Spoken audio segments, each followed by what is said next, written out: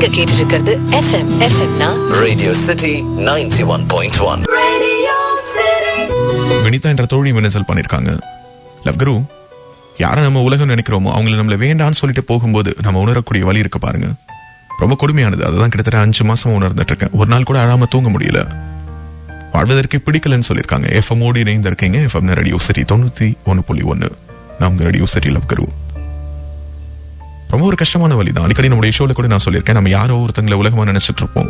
ஆனா அவங்களுடைய உலகத்துல நமக்கு இடமே இருக்காது. இது தெரிய வரும்போது ரொம்ப கஷ்டமா இருக்கும். நம்முடைய வாழ்க்கை இரண்டு மாதிரி இருக்கும். கண்ணுக்கெட்ட தூரம் வரைக்கும் ஒரு வெளிச்சத்தினுடைய ஒளி கிட்ஸ் நம்முடைய கண்ணுக்கு தென்படாது. தடுமாறுவோம். சில பேர் அந்த இடத்துல உட்கார்ந்துருவோம். ஆனா நான் என்ன சொல்றேன் அப்படின்னா, அந்த பயணத்தை நீங்க தொடர்ந்தே ஆகணும். ஏன்னா உங்களுடைய பாதையில ஒரு சின்ன மெழுகுவர்த்தியை உங்களுக்காக ஏந்திக்கிட்டு உங்களுடைய கை பிடிச்சு கூட்டிட்டு போறதுக்காக அன்போட காதலோட ஒருத்தங்க காத்துட்டு இருக்கலாம். நீங்க அந்த இடத்துல உட்கார்ந்து அழுதுட்டீங்கன்னா, இதுக்கு மேல எனக்கு வாழவே பிடிக்கல, எனக்கு இந்த பயணம் வேண்டாம், நான் இந்த இடத்துல இருந்துடுறேன் அப்படின்னு சொல்லிட்டீங்கன்னா, கடைசி வரைக்கும் அந்த இருட்டுக்குள்ளாரதான் இருப்பீங்க.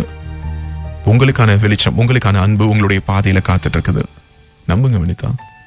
இதை சொல்றதுக்கு உனக்கு என்ன தகுதி இருக்குன்னா, அதே மாதிரி ஒரு இருட்டுக்குள்ளார இருந்தவன், ஒரு வெளிச்சத்தை தேடி பயணிச்சவன் அப்படிங்கிற ஒரு தகுதி இருக்கு.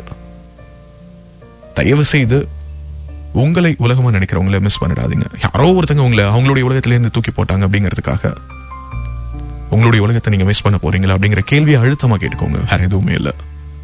ஸ்டேடியோ நீங்க கேட்டுட்டு இருக்கிறது எஃப்எம் ரேடியோ சிட்டி 91.1. உங்க ரேடியோ சிட்டி லவ்குரு.